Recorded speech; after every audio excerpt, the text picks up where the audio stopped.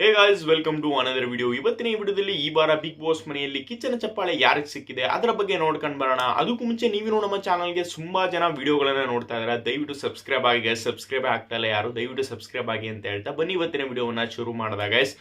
ಇವತ್ತಿನ ಎಪಿಸೋಡ್ ಅಲ್ಲೂ ಕೂಡ ಸಾಕಷ್ಟು ಇಂಟ್ರೆಸ್ಟಿಂಗ್ ಇರುತ್ತೆ ಅಂತಾನೆ ಹೇಳ್ಬೋದು. ಯಾಕೆಂದ್ರೆ ವಾರ ವಿಡಿಯೋ ಆಗಿರುವಂತಹ ಎಲ್ಲ ಟಾಪಿಕ್ಗಳ ಬಗ್ಗೆನೂ ಕೂಡ ಕಿಚ್ಚನ ಪಂಚಾಯಿತಿಯಲ್ಲಿ ಎಲ್ಲರೂ ಕೂಡ ಸಾಲು ಸಿಗುತ್ತೆ ಅಂತಾನೆ ಹೇಳ್ಬೋದು. ನಿಮ್ಗೆಲ್ಲರೂ ಕೂಡ ಗೊತ್ತಿರೋ ಹಾಗೆ ಕ್ಯಾಪ್ಟನ್ಸಿ ರೇಸ್ಗೆ ಸೆಲೆಕ್ಟ್ ಆಗಬೇಕು ಅಂತ ತುಂಬಾನೇ ಚೆನ್ನಾಗಿ ಆಡಿದ್ದಾರೆ ಗೈಸ್. ಅದರಲ್ಲಿ ತುಂಬಾನೇ ಹೈಲೈಟ್ ಆಗಿರೋದು ಯಾರ್ಯಾರಪ್ಪ ಅಂದ್ರೆ ರಾಶಿಕಾ, ಅಶ್ವಿನಿ ಗೌಡ ಹಾಗೆ ಧನುಷ್ ಅವರು. ಇವ್ರು 3 ಜನ ತುಂಬಾನೇ ಸಖತ್ತಾಗಿ ಆಡಿದ್ದಾರೆ ಗೇಮ್ ಪ್ಲೇಗಳನ್ನ.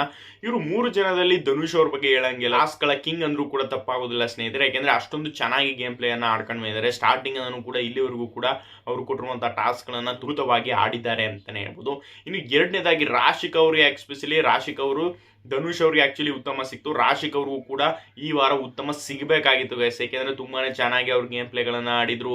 ಸಾಕಷ್ಟು ಅಶ್ವಿನಿ ಅವ್ರ ಜೊತೆ ಅಂತೂ ಯಪ್ಪ ಕಿತ್ತಾಡಿ ಹೊಡೆದಾಡಿ, ಆಮೇಲೆ ಸ್ಪಂದನ ಅವ್ರ ಜೊತೆ ಹಿಡ್ಕೊಂಡು ತಪ್ಕೊಂಡು ಆ ರೀತಿ ಎಲ್ಲ ಟಾಸ್ಕ್ ಅನ್ನ ಆಡಿದ್ರು. ಬಟ್ ಎಲ್ಲೋ ಒಂದ್ ಕಡೆ ಅವ್ರಿಗೆ ಉತ್ತಮನೂ ಕೂಡ ಸಿಗ್ಲಿಲ್ಲ.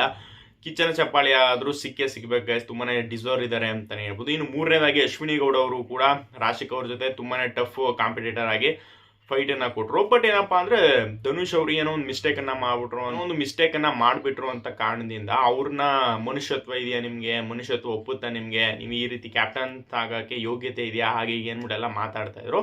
ಅದು ಆಕ್ಚುಲಿ ಉಸ್ತುವಾರಿ ತಪ್ಪು ಗೈಸ್. ಧನುಷ್ ಅವರು ಕೂಡ ಏನು ಅಷ್ಟೊಂದು ತಪ್ಪನ್ನ ಮಾಡಿರಲಿಲ್ಲ. ಬಟ್ ಇವರ 3 ಜನ ಅಲ್ಲಿ ರಾಶಿಕ್ ಅವರು, ಅಶ್ವಿನಿ ಗೌಡ ಅವರು ಹಾಗೆ ಧನುಷ್ ಅವರು, ಇವ್ರು 3 ಜನ ಅಲ್ಲಿ ಯಾರಿಗೆ ಕಿಚ್ಚನ ಚಪ್ಪಾಳೆ ಸಿಗ್ಬೇಕು? ನಿಮ್ಮ ಅನಿಸಿಕೆ ಅಭಿಪ್ರಾಯಗಳನ್ನ ತಪ್ಪದೆ ಕಮೆಂಟ್ ಮಾಡಿ. ಸಿಗದ ಮತ್ತೊಂದು ಹೊಸ ವಿಡಿಯೋದಲ್ಲಿ. Thanks for watching.